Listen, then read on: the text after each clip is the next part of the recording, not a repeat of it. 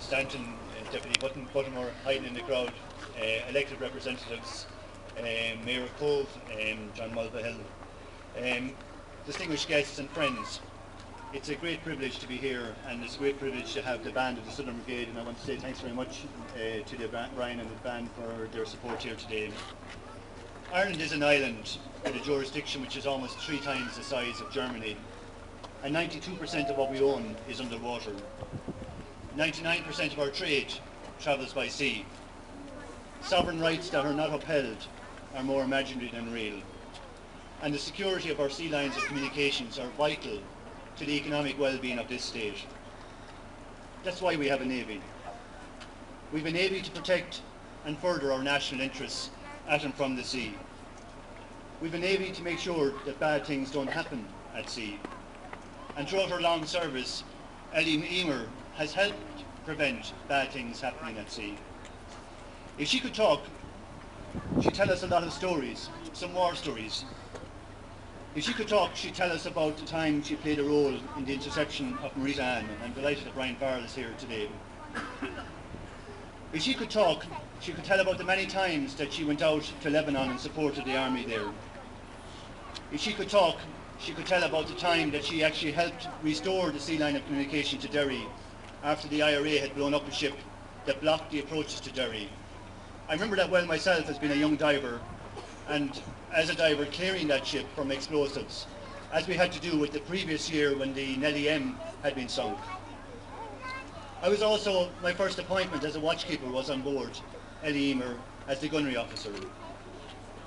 But a ship does not make a crew, it's a crew that makes a ship. And I want to commend the thousands of men and women of the Naval Service who served on board Emer. In particular, I want to welcome back Jack Jordan. Jack Jordan was the first captain of Emer. Jack Jordan also was the first captain of Eireannach. I want to commend the workers at Cork Dockyard who built this fine ship. I think its 35 years of service is testament to the competency and the capacity of the workers in Cork Dockyard. Finally, I want to thank the ship's captain, Alan O'Regan, and his crew for facilitating such a gracious departure of service for Emer. If Emer could really talk, she could tell a lot of funny stories. So it's probably just as well that she can't say too much. Except for one thing. Emer says Mayo is going to beat Dublin on Sunday. That's what I mean about it.